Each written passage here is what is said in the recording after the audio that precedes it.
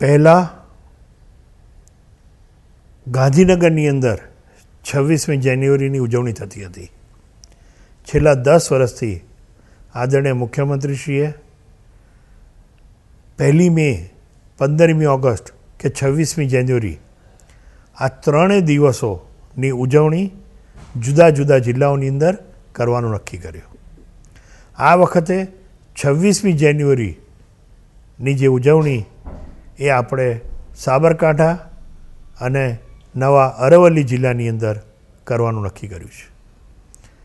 આના કારણે કરોડો રૂપિયાના વિકાસના કામો નવા હાથમાં લેવાશે. પ્રજાને સુવિધા આપવાના પ્રોજેક્ટો બી હાથમાં લેવાશે.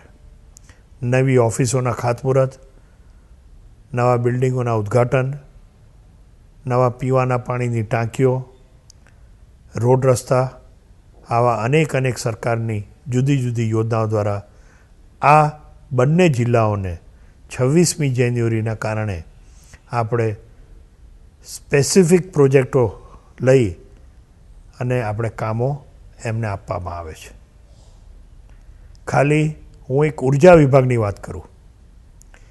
ઉર્જા વિભાગની અંદર 1960થી 2002 સુધી આ બંને જિલ્લાઓમાં કુલ 37 સબસ્ટેશનો કરવામાં આવ્યા હતા. આપણે 2002થી 2012 સુધી 30 સબસ્ટેશનો નવા કરવામાં આવ્યા. પરંતુ આ 26મી જાન્યુઆરીના કારણે આવતા 2 વર્ષનું આયોજન જે આપણે કર્યું છે એના કારણે નવા 31 સબસ્ટેશનો આ બંને અરવલ્લી અને સાબરકાંઠા જિલ્લાને સરકારે આપવાનું નક્કી કર્યું છે. માત્ર અરવલ્લીની અંદર 3 મહિનાની અંદર 7 જમીનો આપણે સબસ્ટેશન માટે કલેક્ટરશ્રી આપી. આપ કલ્પના કરો કે ટ્રાન્સમિશન માટે ગુણવત્તાવાળી વીજળી મળે એના માટે ખાલી આ એક જ જેટકો કંપનીએ 250 કરોડ રૂપિયાના કામો હાથમાં લીધા છે. આ 26મી જાન્યુઆરીના કારણે ત્યાંના લોકોને આનો લાભ મળશે.